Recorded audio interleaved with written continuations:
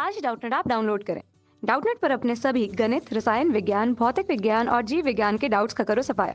बस प्रश्न की फोटो खींचो, एक ही प्रश्न को क्रॉप करो और तुरंत वीडियो सोल्यूशन पाओ। अभी डाउनलोड करें।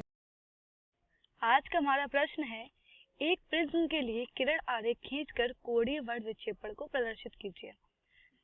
तो इसके लिए पहले तो हमें समझना होगा कि वर्ण विक्षेपण क्या होता है। वर्ण विक्षेपण होता है जब कोई श्वेत प्रकाश की किरण किसी भी प्रिज्म से होकर गुजरती है तो वो 7 रंगों में विभक्त हो जाती है। इसे बोलते हैं वर्ण विक्षेपण। किसी भी श्वेत प्रकाश की बीम का अपने रंगों में विभक्त हो जाने की घटना को बोलते हैं वर्ण विक्षेपण। कोणीय वर्ण विक्षेपण क्या होता है? अब देखिए, जैसा कि हम जानते हैं कि श्वेत प्रकाश की किरण 7 रंगों में विभक्त होती है, उनको हम लोग विबग्योर से दिखाते हैं। विबग्योर क्या है? विबग्योर हमारा तरंग दैर्ध्य का बढ़ता हुआ क्रम है। विबग्योर तरंग दैर्ध्य का बढ़ता हुआ क्रम है। तो जैसा कि हमने देखा कि जो हमारा लाल रंग है उसकी तरंग दैर्ध्य क्या है? सबसे अधिक है, सबसे अधिक। और जो हमारा बैंगनी रंग है उसकी जो तरंग दैर्ध्य वो क्या है? सबसे कम है, क्योंकि वो क्या है? सबसे ऊपर आ रही है इस क्रम में। अब देखिए, यहाँ पर तुम्हारा लाल रंग की तो तरंग दैर्ध्य सबसे अधिक है, तो फिर यहाँ पे तुम्हारा लाल रंग है वो सबसे ऊपर क्यों है ना? तो होता ये है कि जिस रंग की तरंग दैर्ध्य जितनी अधिक, उसका क्या होगा? जो उसका विचलन होता है वो उतना ही कम होता है। जिस रंग की तरंग दैर्ध्य जितनी अधिक, उसका विचलन उतना ही कम। जैसा कि हम देख सकते हैं कि जो हमारा लाल रंग है उसकी तरंग दैर्ध्य क्या सबसे अधिक होती है, इसलिए सबसे कम विचलन कोण किसका होता है? लाल रंग का होता है। ठीक इसी प्रकार जो हमारा बैंगनी रंग है उसकी तरंग दैर्ध्य क्या होती है? सबसे कम होती है, इसलिए सबसे अधिक विचलन कौन देता है?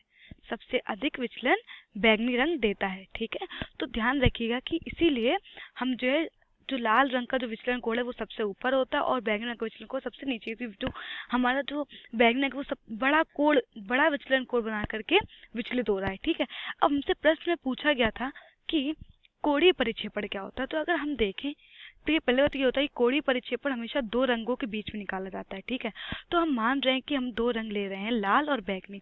तो हमारे लाल रंग की तरंग दैर्ध्य की जो किरण थी वो ये थी। ठीक है, तो अगर हम लाल रंग की किरण को अगर हम पीछे बढ़ाएं तो कहीं एक ऐसा समय आएगा कि और हम बैंगनी रंग की भी किरण को बढ़ाएं तो एक स्थिति ऐसी आएगी जहां पर ये दोनों किरणें मिल रही होंगी। तो जो वहां पर जो ये कोण होगा उसे हम लोग क्या बोलते हैं? उसे बोलते हैं थीटा। और जो होता है कोणीय परिक्षेपण, तो हम कह सकते हैं कि जो हमारा थीटा होता है वो क्या होता है? 2 निर्गत किरणों के बीच का कोण उन रंगों के लिए कोणीय परिक्षेपण कहलाता है। ठीक है, और तो हम कह सकते हैं कि हम थीटा का मान निकाल रहे हैं अब। ठीक है, तो हम थीटा का मान कह सकते हैं कि del V minus del R. ठीक है, डेल वी माइनस, क्योंकि हमारा थीटा क्या है? 2 निर्गत किरणों के बीच का कोण। तो हमारी निर्गत किरण कौन? एक लाल और एक बैंगनी। अब देखिए यहाँ पे हम डेल वी पहले क्यों लिखा है, डेल आर बाद में क्यों लिखा है? क्योंकि अभी हमने बताया कि हमारा जो बैंगनी रंग है उसका विचलन सबसे अधिक होता है, इसलिए जो हमारा डेल वी है वो क्या है? बड़ा है डेल आर से। ठीक है, तो हमारा कोणीय परिक्षेपण क्या होता है? हमारा कोणीय परिक्षेपण होता है कि 2 निर्गत किरणों के बीच के मध्य उत्पन्न कोण का। और यहाँ पे हमने बैंगनी रंग तथा लाल रंग लिया हुआ है, तो इसलिए क्या होगा? हमारे del V minus del R को del V minus del R से इसको प्रदर्शित भी कर सकते हैं। ठीक, तो ये हमारा बैंगनी तथा लाल रंगों के बीच के का जो कोण होगा, बैंगनी तथा लाल रंग के लिए जो हमारा कोणीय परिक्षेपण होगा वो कुछ इस प्रकार होगा, थीटा बराबर del V minus del R. यही हमारा उत्तर है। कक्षा 6 से 12वीं से लेकर नीट, IIT, JEE वो एडवांस के लेवल तक 1 करोड़ से ज्यादा छात्रों का भरोसा। आज ही डाउनलोड करें डाउटनेट ऐप या व्हाट्सएप करें अपने सारे डाउट्स 8400 400 400 पर।